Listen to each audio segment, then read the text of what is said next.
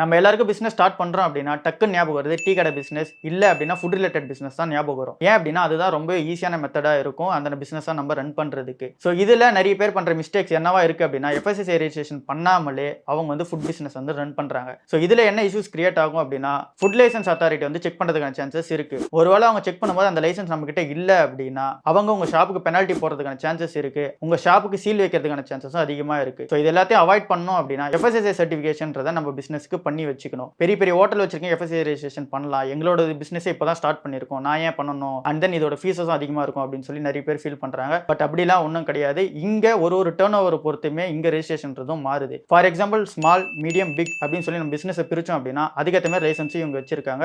நம்மளோட பிசினஸ் ஸ்மாலா இருக்கு அப்படின்னா அதுக்கு ஸ்மால் எஃப்எஸ்எஸ்ஐ சர்டிஃபிகேட் வச்சுக்கலாம். இல்ல மீடியமா இருக்கு அப்படின்னா அதுக்கு ஸ்டேட் சர்டிஃபிகேட் வச்சுக்கலாம். இல்ல ரொம்ப பிக்கா இருக்கு அப்படின்னா அதுக்கு சென்ட்ரல் சர்டிஃபிகேட் வச்சுக்கலாம். ஸோ இந்த மாதிரி ஸ்ட்ரக்சர்ஸ் அவங்களும் பிரிச்சு தான் வச்சிருக்காங்க. ஸோ நம்மளோட பிசினஸ் ஸ்ட்ரக்சர் என்னவோ அதுக்கேற்ற மாதிரி நம்ம லைசன்ஸ் பதிவு பண்ணிக்கலாம். ஸோ எஃப்எஸ்எஸ்ஐ சர்டிஃபிகேஷன்றது ரொம்ப முக்கியம் ஒரு ஃபுட் பிசினஸுக்குமே. ஸோ உங்களோட ஃபுட் பிசினஸ் எதுவாக இருந்தாலும் சரி, அது ஆன்லைன் பிளாட்ஃபார்மாக இருந்தாலும் சரி, இல்லை க்ளவுட் கிச்சன் மாதிரி நான் ரன் பண்ணிக்கிட்டு இருக்கோம் அப்படின்னாலும் சரி, இல்லை நான் வெறும் ஸ்டோரேஜ் பேக்கிங் மட்டும் தான் பண்ணிக்கிட்டு இருக்கேன், இல்லை டிஸ்ட்ரிபியூஷன்ஸ் தான் பண்ணிட்டு இருக்கேன் அப்படின்னாலும் சரி, ஸோ ஒட்டுமொத்தமாக ஃபுட் பிசினஸ் நீங்கள் வந்தாலே எஃப்எஸ்எஸ்ஐ சர்டிஃபிகேட் ரொம்ப முக்கியம். ஸோ உங்களோட பிசினஸ்ல எஃப்எஸ்எஸ்ஐ சர்டிஃபிகேட்டை நீங்கள் கண்டிப்பாக பண்ணி வச்சுக்கோங்க. ஸோ இது எப்படி பண்ணணும்னு தெரியல அப்படின்னா ஸ்க்ரீனில் தெரியற நம்பருக்கு கான்டாக்ட் பண்ணுங்க. உங்களோட எஃப்எஸ்எஸ்ஐ சர்டிஃபிகேஷனை நீங்கள் பண்ணிக்கலாம்.